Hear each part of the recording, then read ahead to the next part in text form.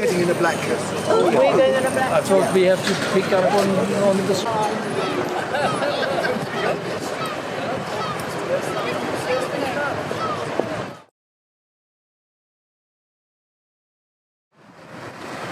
Can you get 5 in there? Yes. Yes. Yes.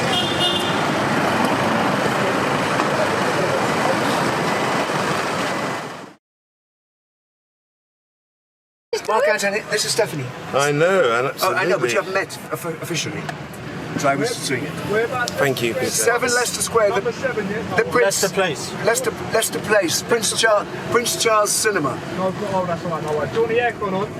Yes, probably. Yeah, no worries. Well, that window's open. We don't need the aircon. Well, it's not going to ruin my hair, is it? It's certainly. No, we're in the varnish. Absolutely. Well, as you're his hairdresser, Will it ruin mine, sir? Dylan. I've got to come back and finish it. He's had some extraordinary hairstyles in the last 18 months. Some lockdown haircuts. Yeah. Like what? Had a mullet, which everyone enjoyed. When Colours? No, I'm au natural. So you think? You're just as I imagined, Mrs. Mason. I hope I'm not too much of a shock. You never used to be so short-sighted, Mother. What's wrong? Laurie, this is the beautiful Miss Delaney you wrote about. The Miss Delaney you were so anxious for us to meet. Yes. The air hostess. Yes, Mother. The High Commissioner. There are one or two things that your father wishes to ask you. No, I'll get the luggage. No, wait. Miss Delaney, there's no hurry. Lord.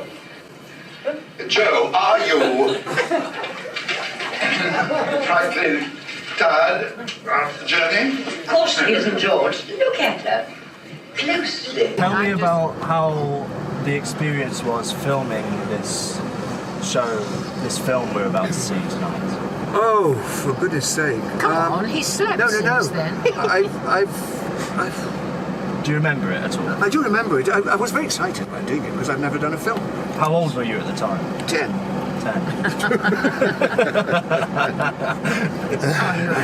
I got very hot and bothered. As you can see, I'm fucking sweating. You're in the hot seat now. Yes, I just get to cool myself. No. I remember doing it. It was great fun. I was in Norway at the time, filming. So you've done hair. I done hair. Went back to Norway to do another version of hair for the National Theatre there in Bergen, and I did a concert here at the Mayfair Theatre, which is passing, and Ned Shearing saw it with Carol Brahms, and they spoke to my manager and he said, well, I was away because I had this contract. And anyway, I had the most wonderful contract at that time for somebody. I had a contract where I could come back every weekend to London. That's very good. And they're remarkable. You had a contract? That I could get out of your play? Yes, to get out of my play off. and to have weekends off from Norway, and I used to fly back nearly every weekend to London. Did they pay for your travel as well? Of course. That's the whole idea. And in those days it was propellers. Well, it was 1970. Very good. So we came back, and I had to come back, and the first time in my life I had what was a breakfast meeting. And I had to meet Ned Shearing for a breakfast meeting at the You're just camp. Anybody else, there's a breakfast meeting. At the corner. And you had a breakfast meeting. At the corner. And she does things on Blu-ray. Yes. Blu-ray. So anyway, that's how it was, and it was enjoyable. Where was it filmed? It was filmed in a place called Faggot's End. Oh, really? And Faggot's End was owned by Ray Davies of the Gigs. And we actually filmed, and it says at the end of it, I remember that. And it was great. We filmed it all on location. How long was the... I think it's about 6 weeks. 6 weeks. And then The shoot? The shoot was 6 weeks. I'm not versed in film. And then we had the last bit to do. We did the last bit in France, because there's some skiing scenes. So I had to ski. Yeah. You ski? Yes. I just learned. And you know when you're young, you just could just learn. You just learn. Yes, I did. Yes, I ski. I know. You think about it. Listen, you've ridden a horse, haven't you? In films? Yes, but I've ridden since I was 4. I know. Well, I didn't know that, but you're posh. This is just an ordinary Jamaican boy. I didn't realise it was 50 years ago, and we had the premiere at this same theatre. So it's a sort of wonderful serendipity. Thank you for being here. Thank you very, very much. And lots of things I genuinely didn't remember until I saw them, and it was the most fantastic thing I remember about it is working with Joan Greenwood and Michael Hordern, or he became Sir Michael Hordern. And that was my first film I ever did. I'd just been in a show called Hair. And then I left the show after 20 months or something, and then I went to, I was asked to do Hair in Norway. Okay. And I said I'd never do Hair again, but they offered me so much money in those days. And I was able to, I was telling my friend Stephanie Beacham, I was able to the contract I had was to fly every weekend back to London, because I didn't want to be out of London on those propeller planes.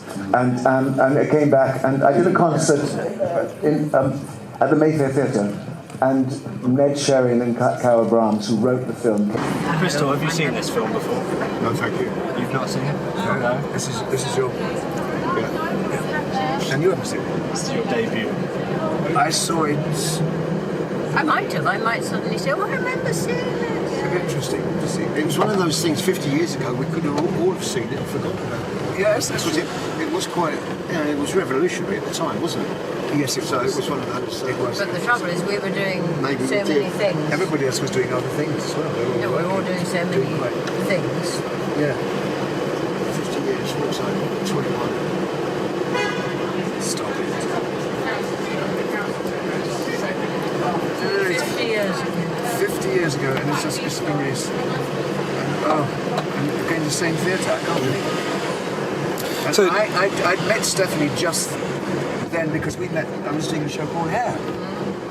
We'd met then, and then we hadn't seen each other for a long time, and then we met up again probably in the 80s. Yes, I don't think I saw you much. No, Maybe a when bit you had with, children. A bit with Marsha. And Marsha Hunt was really a good pal of both of us. She was in Hair, and I knew Marsha very, very well. And you knew her very well. You were in Doc 2 as well. What was that like? 'Cause obviously you've had quite a... No, me? Yeah, you've I been was in Doc 2. Yeah. In the 70s, that's good. That was good. But then had a flick with K9. K9, yes. K9 flung me all over the place. Anyway, obviously dealing with the subject matter, and we're talking about the 70s, and obviously, early 70s. Well, what a bizarre event we're going to. What is going to Is it bizarre? Well, yes, it's bizarre. It's bizarre for me. You do work 50 years ago, and suddenly it's like Top of the Pops, isn't it? It's become Because it's, iconic. I don't understand. Anyway. So is this the first time it is released into cinema? No. Re-released? Strangely enough, when we first did it, the premiere was at that cinema.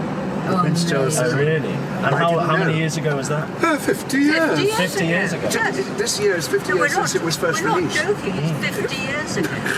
What was it like 50 years ago? I can't remember very much about it. Except But the point is, it's so on topic for today. Yeah, it is. Right. It's terrifying. And so it's coming out. It's out now on. Apparently, I've been told on Blu-ray. Whatever that means. No, you have to say Blu-ray. HD. You don't say on Blu-ray. Oh, what do you say? What is it? Blu-ray. Blu-ray. Yeah. Your next film is going to be with Peter Straker. And a host of other stars from the 70s, which I really enjoyed at that time. I wasn't very old. I was a baby actually. I wasn't. But what I'm going to say is this is one of the most dangerous films that was made in that period of time. You might not think it now, but I definitely do. And I want to give a big shout out to Soho Radio for interviewing us. Green and Beige, hi. I want to give and also a shout out to Greenwich Radio, but more importantly, everyone who's here, because without it, Peter, why are you at the front here? Yes, I'm here, darling. All right, darling, yeah. So what do you think the reaction is going to be tonight? I genuinely don't know. So what was the reaction like 50 years ago? It was very good. It was one of those first night parties, which is just good. And you're looked after, you're just chaperoned, you come in and out, you know. See, the trouble is, we didn't read the reviews, we just remember the parties. Yeah. We didn't take note of our careers. We just did things. You got the job and you were thrilled to get it, and you just got it carried on. So I don't know. Not at all like now. And there were no telephone numbers taken. Yes, and everybody's sort of, everybody's on these things, aren't they now? Meet up again at other times. It's like, they're all on these. Very different. Very different indeed. We were what's known as extremely casual. We were extremely lucky to live, let alone actually have careers. Yeah, I agree. So I don't know. When you say lucky to live, what's that? Not to die. I mean, because of all because of how difficult it was back then. Excesses. Oh, okay. But we'll just leave that. That's rock and roll. That's a lid. That's a friggin' lid, and lid is going to stay on. Absolutely. I'm going to be writing something about my life very soon, but it's not about anything.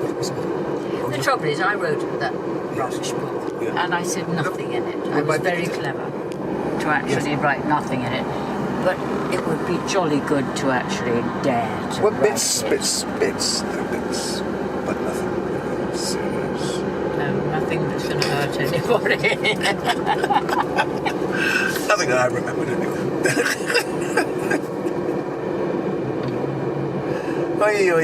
Oi. The beat is crazy. Suku is everywhere. Now we're due there at 7:30. No, this is fine. This is 39. This is perfect. It's like, How was it for you as a black actor? It's funny you should say that. Looking now, I never thought of myself as a black actor. I just thought of myself as an actor. Now, I'm not thinking of even today. I just thought I was an actor, and I was thrilled to be doing this piece. So it hasn't dawned on me about doing it until recently, within the modern time, and with all these things. So it didn't occur to me. It's quite an iconic film now. Apparently. Yeah, it is. I must say, I love those purple pants. Hello. And God, we were slim then. Oh my God!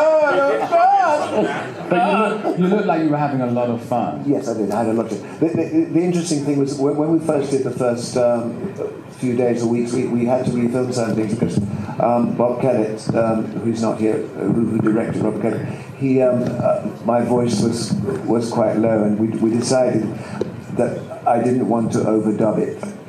So there were a few overdubs. So we had to put up my voice a little bit like that, without getting too. I didn't want to get too camp. So I just wanted to just talk a little like that. So it's quite difficult to talk like that all the time. So it just reminded me of this, and stay on. It's true.